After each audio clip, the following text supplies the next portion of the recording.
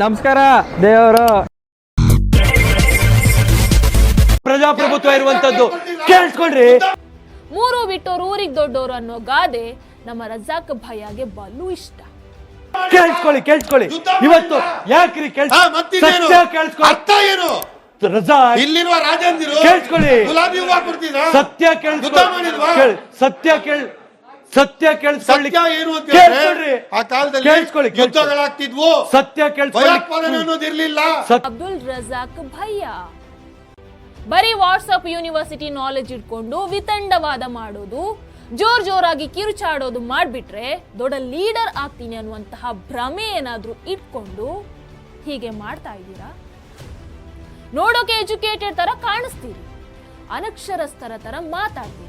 ಸತ್ಯ ಕೇಳಿಸ್ಕೊಳ್ಳಿಕ್ಕೆ ತಾಕತ್ತು ಬೇಕು. ತಾಕತ್ತಿಲ್ಲ ಇವತ್ತು ಆ ರೀತಿ. ಇವತ್ತು ನಿನ್ನೆ ಹುಟ್ಕೊಂಡಿರುವಂತದ್ದಲ್ಲ. ಭಾರತ ಅಗಾಧವಾಗಿ ದೊಡ್ಡ ದೇಶ.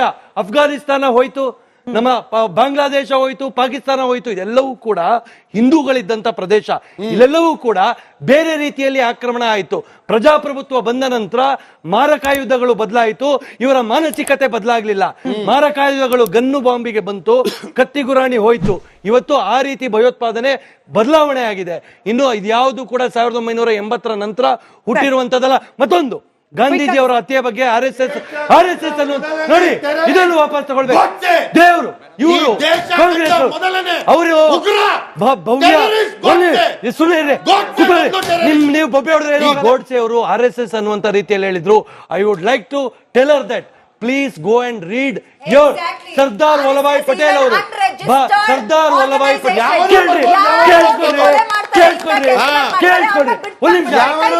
ಗೋಡ್ಸೆ ಅವರು ಗಾಂಧೀಜಿಯವರ ಹತ್ಯೆಯನ್ನು RSS ನ ಮೇಲೆ ಗೂಬೆ ಕೂರಿಸಿದ್ರು, RSS ಅನ್ನು ನಿಷೇಧ ಮಾಡಿದ್ರು. ಅದಾದ ನಂತರ ಹೋಗಿ ನನ್ನ ಸಹೋದರಿ ಭವ್ಯ ಅವರು ಇತಿಹಾಸವನ್ನು ಓದಬೇಕು ಅಂತ ನಾನು ವಿನಂತಿಯನ್ನು ಮಾಡ್ತೇನೆ. RSS ಅನ್ನು ನಿಷೇಧ ಮಾಡಿದ ನಂತರ ಸರ್ದಾರ್ ವಲ್ಲಭಾಯ್ ಪಟೇಲ್ ಅವರು ಒಂದು ಪತ್ರ ಬರೀತಾರೆ, ಹೇಳ್ತಾರೆ RSS ಅವರು ಕಾಂಗ್ರೆಸ್ಸಿಗೆ ಸೇರ್ಪಡೆ ಆಗಬೇಕು ಅಂತ ಹೇಳ್ತಾರೆ. ಇದು ಬ್ಲಾಕ್ ಮೇಲ್ ತಂತ್ರಗಾರಿಕೆ ಆಗಿತ್ತು ಕಾಂಗ್ರೆಸ್ ಪಕ್ಷದ್ದು. ಕೇಳಿಸ್ಕೊಳ್ಳಿ. ಅವ್ರು ಮಾತಾಡ್ತಾರೆ, ಇವ್ರಿಗೆ ಬಜೆಟ್ ಬಗ್ಗೆ ಕೇಳಿದ್ರೆ ಹಿಂದೂ ಖತ್ರೆ ಮೇ ಅಂತಾಳೆ, ಯಾವ್ದಾದ್ರು ವಿಚಾರ ಬಗ್ಗೆ ಕೇಳಿದಾಗ ಹಿಂದೂ ಖತ್ರೆ ಮೇ ಅಂತ ಹೇಳ್ತಾರೆ. ಸೊ ನಾನ್ ನಿಮ್ಗೆ ಹೇಳೋದೇನಂದ್ರೆ, ನಮ್ದು ಹಿಜಾಬು, ಹಲಾಲು, ಅಜಾನು ಇದೆಲ್ಲ ನಾವು ನೋಡ್ಕೊಂಡು ಬಂದಿರೋದೆ. ಇಂಥ ಜೊತೆಗೆ ಈಗ ಮೊನ್ನೆ ವಕ್ಫ್ ಬೋರ್ಡ್ ವಿಚಾರ ಬಂದಾಗ ನಾವೆಲ್ಲರೂ ಮುಸಲ್ಮಾನರು ಏನ್ ಮಾಡಿದ್ವಿ, ಮಸೀದಿ ಆಚೆ ಬಂದು ಕೈ ಹಿಡ್ಕೊಂಡು ಅವೇಸಿ ಅವರ ಒಂದು ಮಾತಿಗೆ, ನಮ್ಮ ಇಸ್ಲಾಮಿಕ್ ಗುರುಗಳು ಹೇಳಿದಂತ ಮಾತಿಗೆಲ್ಲ ನಾವು ಆಚೆ ಬಂದು ಒಗ್ಗಟ್ಟನ್ನ ಪ್ರದರ್ಶನ ಮಾಡಿ ನಾವು ತೋರಿಸಿದ್ವಿ. ಏನಕ್ಕಂದ್ರೆ ನಮಗೆ ಜೊತೆ ಅನ್ಯಾಯ ಆಗ್ತಾ ಇದೆ ಅಂತ. ಅವರು ಬಾಂಬ್ ಹಾಕೋರು, ಭಯೋತ್ಪಾದಕ ಚಟುವಟಿಕೆ ಮಾಡಿರೋರು ನಾವು ಯಾರು ನಮ್ಮ ಅತ್ತೆ ಮಕ್ಕಳು ಬಂದು ಅಲ್ಲಿ ಮಾಡಿರಲ್ಲ. ನಾವೆಲ್ಲರೂ ಕೂಡ ಖಂಡಿಸೋದೆ ಅವ್ರಿಗೆ. ಯಾಕಂದ್ರೆ ನಾವ್ ಯಾರು ಕೂಡ ನೀವಾಗ್ಲಿ ನಾವಾಗ್ಲಿ ಅವ್ರಿಗೆ ವಿಚಾರದಲ್ಲಿ ನಾವು ಸೇರಿಸ್ಕೊಳಕ್ ಹೋಗಲ್ಲ. ಬಟ್ ಇಲ್ಲಿ ಹಿಂದೂ ಮುಸ್ಲಿಮ್ಸ್ ಅಂತ ವಿಚಾರ ಬಂದಾಗ ನಾವೆಲ್ಲಾ ಮುಸಲ್ಮಾನರು ಸೇರಿ ಯಾಕೆ ಹೊರಗೆ ಬಂದು ಈ ಭಯೋತ್ಪಾದಕನ ಚಟುವಟಿಕೆಗಳಲ್ಲಿ ಭಾಗವಹಿಸಿರುವಂತ ವಿರೋಧವಾಗಿ ನಾವೆಲ್ಲಾ ಮುಸಲ್ಮಾನರು ಯಾಕೆ ಈ ಕೆಲಸವನ್ನು ಮಾಡಬಾರ್ದು? ಅಬ್ದುಲ್ ರಜಾಕ್ ಅವರೇ ಉತ್ತರ ಕೊಡಿ. ರಜಾಕ್ ಉತ್ತರ ಕೊಡಿ. ಮಾಡ್ಬೇಕು ಮೇಡಮ್, ಮಾಡೋಣ ಅಷ್ಟೇ ಸರ್. ನಿಮ್ ಪ್ರಶ್ನೆಗೆ ಅವರಿಂದ ಉತ್ತರ. ಮಿಸ್ಟರ್ ಅಬ್ದುಲ್ ರಜಾಕ್, ನಿಮಗೆ ಪ್ರತಿ ನ್ಯೂಸ್ ಚಾನೆಲ್ನವರು ವೇದಿಕೆ ಕೊಡ್ತಾ ಇದ್ದಾರೆ. ನಿಮ್ಮಲ್ಲಿ ವಾಕ್ಚಾತುರ್ಯ ಇದೆ, ಅದನ್ನ ಸಮಾಜ ಕಟ್ಟೋಕೆ ಬಳಸ್ಕೊಳ್ಳಿ. ಎರಡು ಕೋಮಿನ ನಡುವೆ ಸೌಹಾರ್ದತೆ ಹೆಚ್ಚಿಸೋಕೆ ಆ ವೇದಿಕೆಯನ್ನ ಬಳಸ್ಕೊಳ್ಳಿ. ಬರೀ ಬೆಂಕಿ ಹಚ್ಕೊಂಡು ಕೂತ್ರೆ ಏನ್ ಸಿಗುತ್ತೆ? ನಾನು ಸಹ ನನಗೆ ಸಿಕ್ಕ ವೇದಿಕೆಯಲ್ಲಿ ಎರಡು ಕೋಮಿನ ಜನರ ನಡುವೆ ಸೇತುವೆಯಾಗಿ ಸಹಬಾಳ್ವೆಯಿಂದ ಬದುಕೋಣ ಅಂತ ಹೇಳ್ತಾ ಇದ್ದೀನಿ.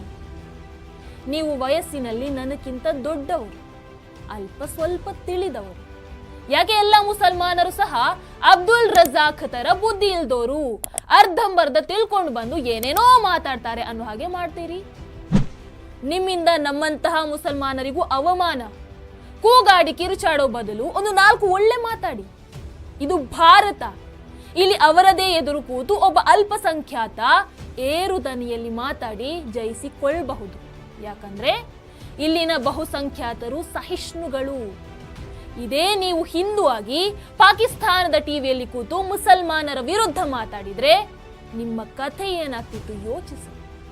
ಇದೆಲ್ಲ ಬಿಟ್ಟು ಸಿಕ್ಕ ವೇದಿಕೆಯನ್ನ ಒಳ್ಳೆದಕ್ಕೆ ಬಳಸ್ಕೊಳ್ಳಿ. ನ್ಯೂಸ್ ಚಾನೆಲ್ಗಳ ಡಿಬೇಟ್ ಪ್ಯಾನೆಲ್ನ ಡೆಕೋರಂ ಮೇಂಟೈನ್ ಮಾಡಿ. ಹೀಗೆ ಮಾತಾಡ್ತಾ ಇದ್ರೆ ನಿಮ್ಮನ್ನ ಸ್ಟುಡಿಯೋ ಒಳಗೂ ಬಿಟ್ಕೊಳ್ಳಲ್ಲ, ಹುಷಾರು. ನಿಮ್ಮದೇ ಸಮುದಾಯದ ನಿಮಗಿಂತ ವಯಸ್ಸಿನಲ್ಲಿ ಚಿಕ್ಕ ಹುಡುಗಿಯಿಂದ ಇಂತಹ ಮಾತು ಹೇಳಿಸಿಕೊಳ್ಳಬಾರ್ದಿತ್ತು. ಆದ್ರೂ ಅನಿವಾರ್ಯ. ಸಾಧ್ಯವಾದ್ರೆ ಬದಲಾಗಿ ಗೌರವ ಮರ್ಯಾದೆ ಉಳಿಸ್ಕೊಳ್ಳಿ.